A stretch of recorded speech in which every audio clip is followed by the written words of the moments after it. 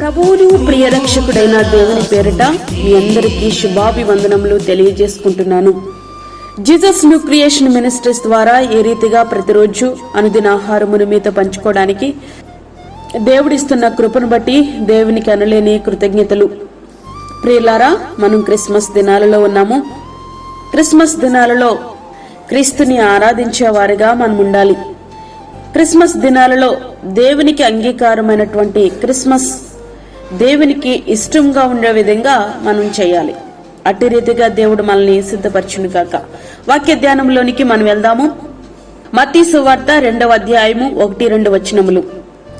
రాజైన హేరోదు దినముల యందు యూదయా దేశపు బెత్లెహేములో యేసు పుట్టిన పిమ్మట, ఇదిగో తూర్పు దేశపు జ్ఞానులు యెరూషలేమునకు వచ్చి, యూదుల రాజుగా పుట్టినవాడు ఎక్కడున్నాడు? తూర్పు దిక్కున మేము ఆయన నక్షత్రమును చూచి ఆయనను పూజింప వచ్చితమని చెప్పిరి.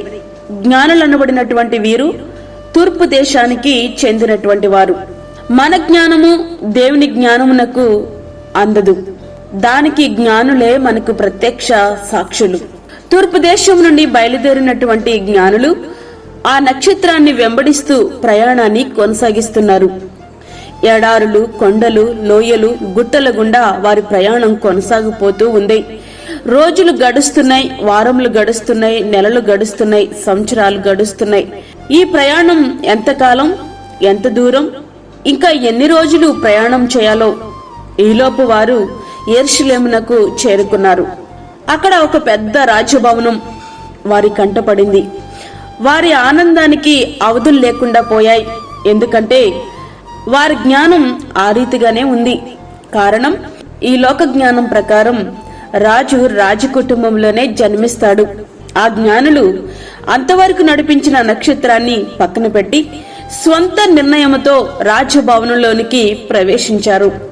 జ్ఞానులు తీసుకున్న సొంత నిర్ణయం ఎంత మూల్యం చెల్లించిందంటే, ఆ దినాలలో 2 సంవత్సరముల లోపు వయసు గల మగపిల్లలందరినీ హేరోదు చంపించడానికి కారణమయ్యింది. ప్రియ స్నేహితుడా, వాక్యమిట్టినటువంటి ప్రియ దేవుని బిడ్డ, దేవుని మార్గాన్ని విడిచి మనం తీసుకున్న నిర్ణయాలు ఎటువంటివైనా సరే మనతో పాటు మన కుటుంబం, సంఘం, సమాజము కూడా భారీ మూల్యం చెల్లించాల్సి వస్తుంది. ఆ జ్ఞానులు మార్గము తప్పినా తిరిగి మరలా నక్షత్రాన్ని అనుసరించి గమ్యం చేరుకోగలిగారు.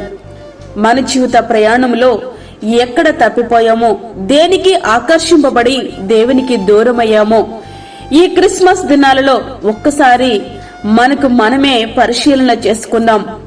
ఎందుకంటే మనం అనుకుంటున్న మార్గమే మంచిదని మనం ముందుకి వెళ్ళిపోతూ ఉంటాం.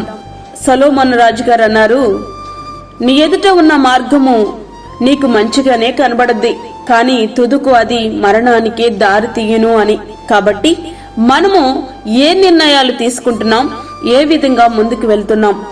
రక్షకుడైనటువంటి యేసుక్రీస్తు ప్రభువారు నీకు మార్గదర్శిగా ఉన్నట్లయితే సరైనటువంటి మార్గములో నిన్ను నడిపించి శ్రేష్టమైనటువంటి ముగింపులోనికి ఆయన నిన్ను తీసుకుని వెళ్తారు. ఆ రీతిగా మనం ఈ క్రిస్మస్ దినాలలో క్రీస్తుని వెంబడిద్దాం. దేవునికి ఇష్టమైనటువంటి జీవితాన్ని జీవిద్దాం. ఆ రీతిగా మన జీవితాలు మనం సిద్ధపరచుకుందాం. అట్టి కృపా ధన్యత ప్రభు మనకి అనుగ్రహించునుగాక. ఆమేన్. వాక్యమైన ప్రియ దేవుని బిడ్డలారా, ప్రార్థనలో ఏకీభవించండి. పరిశుద్ధుడైన తండ్రి, ప్రేమగల యేసు ప్రభువా, శ్రేష్టమైన మరి యొక్క దినం మా జీవితంలో మీరు అనుగ్రహించారు, నీకు వందనాలు. ఈ దినమంతటి కొరకు మీరు మమ్మల్ని సిద్ధపరచండి ప్రభువా. ప్రతి విధమైన శోధన, కీడు, ప్రమాదము, తెగుల నుండి మమ్మలను, మా కుటుంబాలను మీరు కాపాడండి. మాకు తగు భద్రతను మీరు దయచేయండి ప్రభువా. అదే విధంగా దూరదేశంలో ఉండి వాక్యమును విని ప్రార్థనలో ఏకీభవిస్తున్న ప్రతి కుటుంబాన్ని జ్ఞాపకం చేసుకోనండి. వారికి కావలసిన నీ కృప సమృద్ధిగా మీరు అనుగ్రహించండి. ఈ దినమంతా కూడా మీరు మాకు తోడుగా ఉండి నడిపించి, మాకు కాదు యెహోవా, మాకు కాదు, సమస్త మహిమ ప్రభావములు మీకే ఆరోపించుకుంటూ యేసు పరిశుద్ధ నామమున అడిగి వేడుకుంటున్నాము తండ్రి. ఆమేన్. ఈ యొక్క వర్తమానములు మీ బంధువులకు, మీ స్నేహితులకు షేర్ చేయండి. దేవుని పనిలో మీరు కూడా పాలిభాగస్తులు కండి. అదే విధంగా మీ ప్రార్థన అవసరతలు మాకు తెలియచేయండి. మా ఫోన్ నంబర్ 9177377559.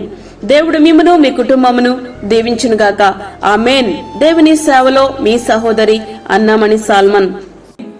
ఫ్రెండ్స్, మరిన్ని వీడియోస్ కొరకు మా ఛానల్ని సబ్స్క్రైబ్ చేయండి, షేర్ చేయండి, లైక్ చేయండి. దేవుడు మిమ్మల్ని దీవించునుగాక.